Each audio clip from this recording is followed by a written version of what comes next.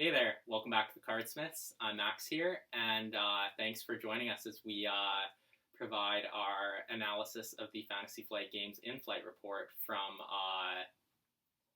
Wednesday evening. So, first off, Hal wasn't able to make it for the video, so it'll just be myself providing the analysis today. And let's dive right in. So, first off, just a general overview of the in-flight report. There were a number of announcements for expansions or new products for across a number of their existing games, and then there were actually two new product announcements right at the end of the video. One of them was spoiled very briefly at the very end of the video. So we'll get into a little more detail on those as we go, but we'll just progress chronologically through this quickly. So first off, there was some coverage of Star Wars X-Wing, the miniatures game, which is fighter dogfights, and they announced a number of new products for that game. First off, they actually just covered all of their miniatures games. There was a segment on that specifically, so they did X-Wing first. Also below the video, we'll have the times of that each game or product from Fantasy Flight Games was covered during their video. So if you're interested in one or two specific games, you can find the exact points at the exact times of their video that those products are covered. So if you want to jump right to that video, you don't have to watch through the whole thing. You can just jump right to that minute that we've provided there, and that'll be in the description of the video below. So following Star Wars X-Wing, they covered Star Wars Legion, and some new announcements for figures. They're progressing further into their Clone Wars series for Legion, so that's quite exciting.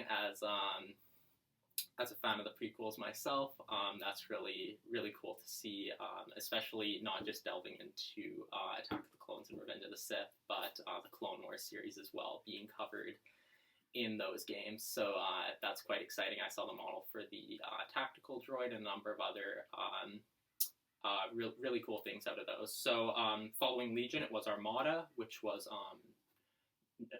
announcements for new Clone Wars products as well for that game. So that's the big, large-scale fleet battles of their miniature series.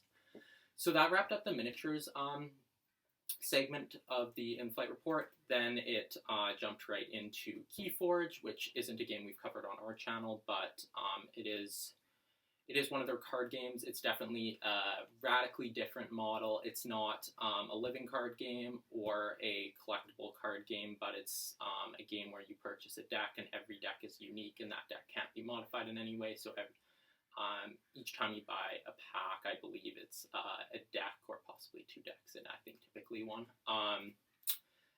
So there was some coverage for Keyforge, some new announcements for that game. And then they following that, they delved into Arkham Horror. So the Arkham Horror LCG, this is a game we had a very small amount of coverage for on the channel, but we're considering looking into doing more for a little more for that game in the future. Perhaps some discussions on it, or possibly even some deck building discussions. But so with Arkham Horror, they announced 6 new scenario packs for Arkham Horror, and these are all based on Innsmouth, which is this cold harbor town, and Arkham Horror is set in the H.P. Lovecraft universe, so it's the Cthulhu, the Eldritch gods. These are all set within that H.P. Lovecraft universe. So the names of these and these packs will be following the progression of the campaign, which begins with the deluxe box of the Innsmouth cycle. So the packs will be starting with the first one. It'll be In Too Deep, then a Horror in High Gear, a Light in the Fog. No, sorry. It's In Too Deep, Devil Reef, Horror in High Gear, a Light in the Fog, the Lair of Dagon, and Into the Maelstrom. So each of these packs will be building on the Curse and Bless mechanics introduced in the Deluxe. And if you're interested in that Deluxe, there's an article on the Fantasy Flight Games website you can check out. And the cycle introduces various vehicles to the game for the first time. So it's the first time you can have these vehicle cards in your deck, I believe, but it is the first introduction of vehicles to the game. And the first pack of this cycle, the Into Deep pack, is slated for release in November, and then it'll be following that typical LCG release schedule model of a new pack coming out each month following that. So yeah, look for that. Well, it's already begun with the Deluxe box, but look for the cycle of packs to begin in November with Into Deep if you're interested in the Arkham Horror game. So actually, in addition to that, there was another exciting announcement for Arkham Horror, and this was the War of the Outer Gods scenario pack. So this is a for the massive multiplayer mode of Arkham Horror, which they have. Hal was showing me that they have done that with the Lord of the Rings LCG, so this is quite exciting, and that any number of investigators can play this. It's about 3 warring cults and the carnage and chaos this is committed through the northeast of the United States. So, yeah, that is quite exciting. Any number of investigators can play. The stories, the investigators will kind of follow their own path through these, trying to figure out what's going on and to stop these warring cults, but then ultimately there'll be this overarching story there that it'll all come together. So if you have a big group of people who like the Arkham Horror LCG, this could be a very exciting pack for you. And even if you don't have necessarily that large group, you definitely still may be interested in this one because it seems to be a very compelling storyline. So following their segment on Arkham Horror, we'll jump right into the next thing, which was the Aconyte book's upcoming novels. So this is through Asmodee Games. It's not with the in-house Fantasy Flight Games novellas, which we've seen, and it's the Aconyte books, which will be releasing fictions for many licenses, including The Legend of the Five Ring, Arkham Horror, Keyforge, potentially even Twilight Imperium, I believe. So, actually, sorry, no, that was something else, I think. Possibly. Not sure on that. But, yeah, so a number of releases for those books, and Hal was commenting that hopefully these are better books than the in-house novellas, which have been written for some of these games. So we'll see what kind of quality books are produced from Aconyte books in the. Actually, no release dates were given for that, but sometime in the future we'll see what kind of stories are told there. So following that, it was the Lord of the Rings Journeys in Middle Earth third game. That looks to be a very interesting game. If you are interested in that, yeah, you can find the time of the video in the description below. Then jumping right into the Legend of the Five Rings LCG. So they announced the L5R Temptation cycle, which is the next upcoming cycle for the Legend of the Five Rings game. So the theme, aptly named, is about temptations, and each clan has goals and values that they pursue no matter the cost.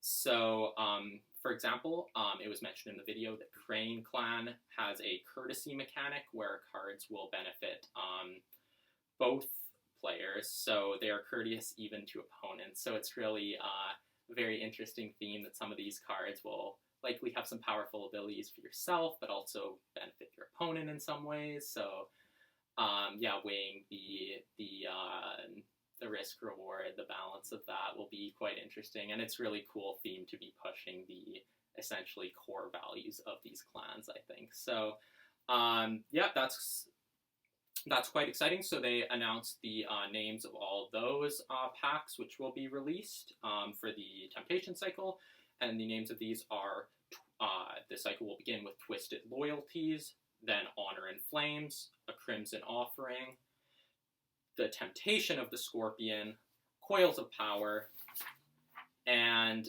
Peace at Any Cost. So Also, further beyond that, the cycle also introduces the new dire keyword. So this will be a keyword which will grant a character, or it'll be a keyword where a character will gain a powerful ability when they have no fate on them. So typically your stronger characters in Legend of the Five Ring, you want to be investing some fate in them. But now with this dire keyword, like it's dire, they're going to be leaving, but you get a very strong immediate effect when there's no fate on them. So that'll be quite a cool mechanic to see. And they mentioned in the video that this will force players to reevaluate the natural ebbs and flows of the Legend of the Five Ring, and really reconsider how much fate you want to be putting on characters, how you want to build your decks. So I think that dire keyword is something which is certainly an interesting new mechanic to the game. And releases for for the Temptation cycle will also, like Arkham Horror, begin this November, and that'll be starting off with the Twisted Loyalties pack. So, still on the theme of Legend of the Five Ring, for the Legend of the Five Rings role-playing game, there was a couple announcements on that, and these will be the last two role-playing books, I believe to be released for the game, which will be produced directly by Fantasy Flight Games. Now, all the role-playing games have been moved, and will be overseen by Edge Studios. So that may have possible impacts on the game, potentially improvements, maybe some issues with that. That remains to be seen. So following that, Marvel Champions. Not a game that we've covered on the channel, but a game which has come out within the last year, and it's had a very good reception. It's been a very popular game. Obviously, the Marvel Universe being what it is, just very, very, very popular, especially within recent years. So they announced for that game, they announced the hero packs of Ant-Man, the Wasp, Quicksilver, and Scarlet Witch. And they discussed in the video that it's actually very interesting that these are characters which work better when they're paired together, which I think is quite a cool and thematic thing to see. So the case being that Ant-Man working better when a player is playing Ant-Man and another one playing the Wasp, and then the same scenario for Quicksilver and Scarlet Witch, so gaining some even more prominent effects when you pair these characters together, I think is really really cool and interesting design to be pushing in that game. So, and in addition to the announcement of those hero packs, they also announced a bigger box expansion for the game coming, I believe it to be slated for release in February of 2021. And that's a bigger box expansion, and it will be introducing fan favorites Rocket, Raccoon, and Groot to the game. So, honestly, that right there has definitely increased my interest in Marvel Champions. I'm a big fan of the Guardians of the Galaxy movies and their characters, especially Groot and Rocket, and, well, Star-Lord as well, but really excited to see Groot and Rocket added to this game. Yeah, so that'll wrap up the Marvel Champions segment that we'll be discussing right now, but then we'll jump right into the Twilight Imperium expansion, which was announced. So this was a huge announcement for a large number of people. Fans of the Twilight Imperium game have been clamoring for this, hoping, really just really asking for this expansion for quite a while. So there's a huge amount of buzz, excitement. Their live stream last night was actually kept crashing, so they eventually put, there were just some technical issues, so they eventually put it up on YouTube. But when I was on that live stream, I could see in the comments people typing about the Twilight Imperium 4th edition expansion, really just eager for that announcement. So yeah, and it ultimately was announced. So there's a huge buzz of excitement around this.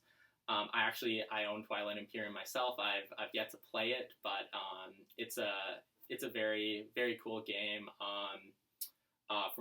From what I've seen out of the components, and just through the rules and the mechanics, and just the components of themselves are really fantastically done for this game. So that's one that I'll definitely be looking to get to the table. So this new expansion injects some fresh blood into the game with 7 brand new factions, which for players who have been playing a lot of Twilight Imperium 4th Edition games, I think that'll be a welcome just injection of fresh blood into the game with 7 brand new factions. That'll add a lot more variance within play, different factions to play, different themes to explore for players who have played the game quite a bit. This will I think really freshen up the experience and really add a lot to people who really, really enjoy this game. So new 7 brand new factions, new tiles, new mech figures, which will add to the ground combat there,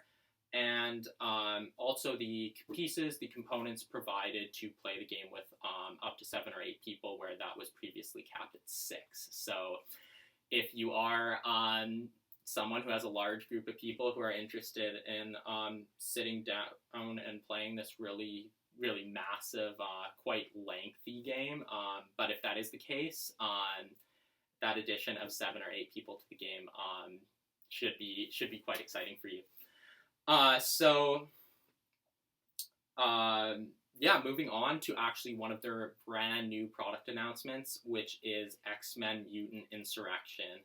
This is a cooperative dice-driven game for 1 to 6 players, and essentially it is set within the Marvel universe, and it is the X-Men story here. So you'll build a team of X-Men, acquire allies, battle to save the world, and you'll be venturing out from your home base at Xavier School and undertake various missions around and across the world. So they mentioned there's quite a wealth of choice of mutants to choose from to play as.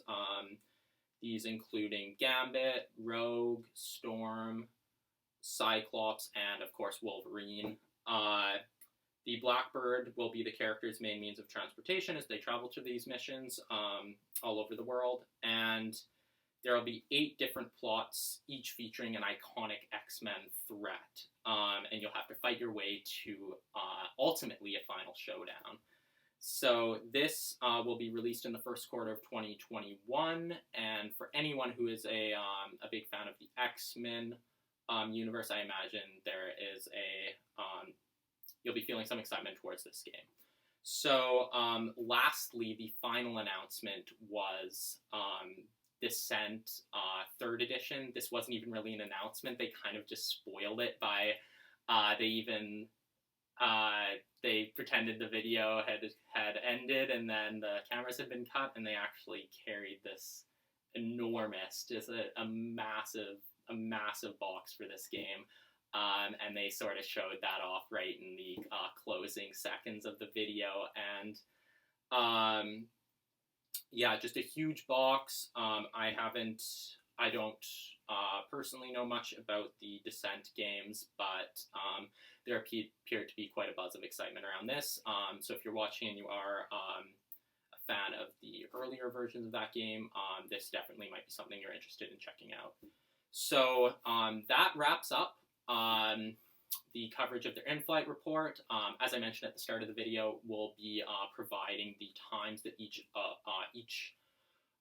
product and announcement, essentially pretty well all of their announcements. We'll be providing those times in the description below if you want to hop on over to the Fantasy Flight Games YouTube channel and check those out, see some of the images, see what they had to say about those products in a little bit more depth than has been discussed here.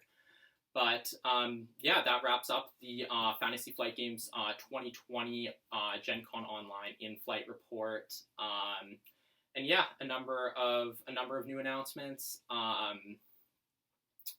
And yeah, some announcements for games which we cover on the channel. So those Legend of the Five Rings announcements are especially exciting. The dire keyword is something I think is quite interesting, and yeah, the number of new Arkham Horror announcements as well. That massive multiplayer experience definitely.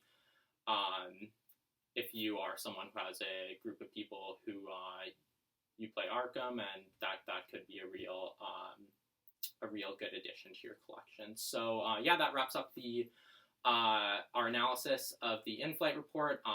If you made it this far in the video, thank you for watching, and